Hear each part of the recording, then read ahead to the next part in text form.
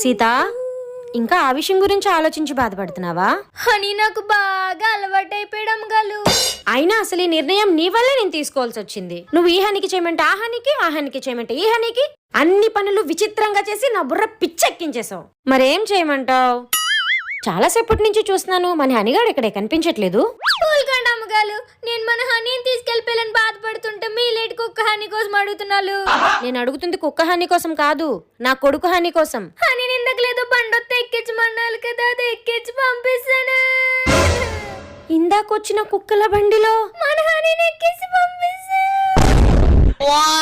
అమ్మగారు అమ్మగారు అమ్మగారు, వస్తే నీ పిచ్చికి పిండం పెట్ట, నిన్ను కోసి కారం పెట్ట, నీ కాళ్ళు విరిచి పొయ్యిలో పెట్ట.